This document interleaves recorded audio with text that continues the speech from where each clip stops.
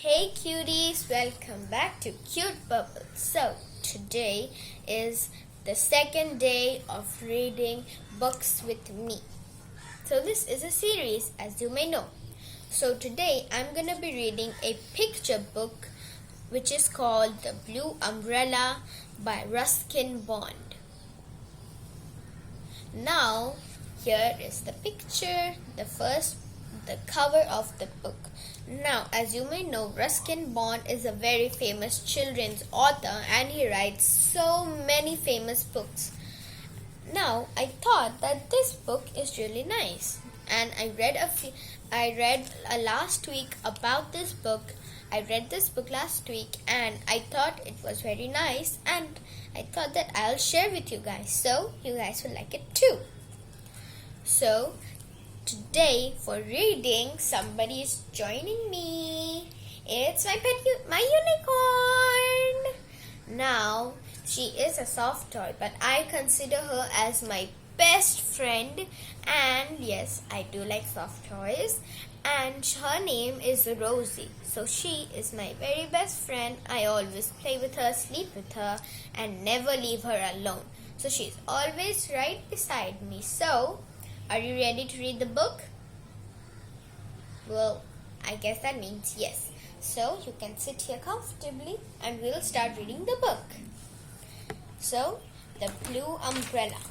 Now at the end, I will be showing you the picture. So, I hope you guys are excited. I am. So let's get started. The Blue Umbrella. Neelu, Neelu, cried Binya. She scrambled barefoot over the rocks, ran over the short summer grass, up and over the brow of the hill, all the time calling Neelu, Neelu. Neelu, Blue, was the name of a blue-grey cow. The other cow, which was white, was called Gori, meaning the fair one. Now, Neelu and Gori, these two words are in Hindi language. They were fond of wandering off on their own, down to the stream or into the pine forest, and sometimes they came by themselves, and sometimes they stayed away, almost deliberately, it seemed to Binya. So, here is Binya calling Neelu, Neelu. Now, I'll tell you a thing, that the top that Binya is wearing, that's actually my favorite color. Yes, purple is my favorite color. That's why my channel's name is Cute Purple. Okay, enough of jokes now. Let's continue. Okay, now let's continue. If the cows didn't come home at the right time, Binya would be sent to fetch them. Sometimes her brother Biju went with her, but these days he was busy preparing for exams and didn't have time to help with the cows. Now, Biju, we can see here, he studies nicely. That's a good thing. Anyways, Binya liked being on her own, and sometimes she allowed the cows to lead her into some distant valley, and then they would be all late in coming home. So, here is the whole land where Binya and Biju and the cows live. You can see there's so much greenery, right? It's like so much nature.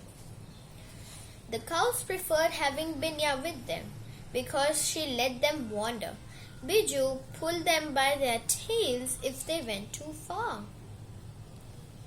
Binya belonged to the mountains, to this part of the Himalayas known as Garhwal. Now, Himalayas and Mount Everest is the tallest mountain, and Himalayas is a cold region in the north.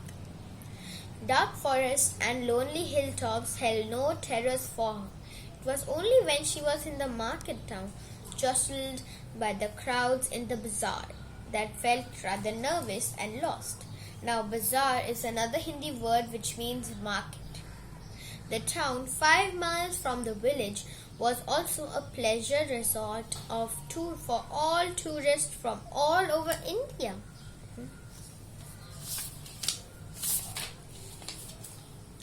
Binya was probably 10. She may have been 9 or even 11. She couldn't be sure because no one in the village kept birthdays. But her mother told her she had been born during a winter when the snow had come up to the mountains. And that was just over 10 years ago, wasn't it? 2 years later, her father had died, but his passing had made no difference to their way of life. They had 3 tiny terraced fields on the side of the mountain, and they grew potatoes, onions, ginger, beans, mustard, and maize. Not enough to sell in the town, but enough to live on. Like most mountain girls, Binya was quite sturdy, fair of skin with pink cheeks and dark eyes, and her bangles on her wrists, and a necklace of glass beads. From the necklace hung a leopard's claw. It was like a lucky charm. And Binya always wore it. Wow, so we can see that Binya likes jewelry. Biju had one too, only his was attached to a string. Okay. Binya's full name was Binya Devi and Biju's real name was Vijay, but everyone called them Binya and Biju. Binya was 2 years younger than her brother.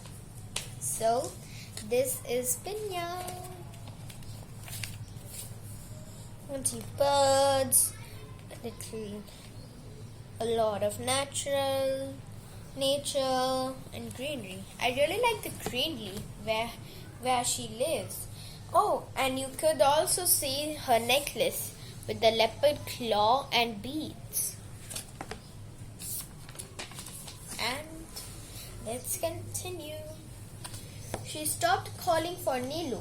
She had heard the cowbells tinkling and knew the cows hadn't gone far. Singing to herself, she walked over fallen pine needles into the forest glade on the spur of the hill. She heard voices, laughter, the clatter of plates and cups, and stepping through the trees. She came upon a party of picnickers. They were holiday makers from the plains. The women were dressed in bright saris, the men wore light summer shirts, and the children had pretty clothes. Now, saris is an Indian dress which women wear for special occasions. Binya, standing in the shadows between the trees, went unnoticed. For sometimes she watched the picnickers, admiring their clothes, listening to their unfamiliar accents, and gazing rather hungrily at the sight of all their food. And then gaze came to the rest on a bright blue umbrella, a frilly thing for women, which lay open on the grass beside its owner. Now Binya had seen umbrellas before, and her mother had a big black umbrella, which nobody used anymore because the field rats had eaten holes in it. That's funny. But anyway. But this was the first time Binya had seen such a small, dainty, colorful umbrella, and she fell in love with it. The umbrella was like a flower, a great blue flower that had sprung up on the dry hillside. She moved forward a few paces so that she could see the umbrella better. As she came out of the shadows into the sunlight, the picnickers saw her. "Hello, look who's here!" exclaimed the older of the two women, a little village girl. So here are the pictures. You can see some boys playing football, playing the blue umbrella, and all the other picnickers.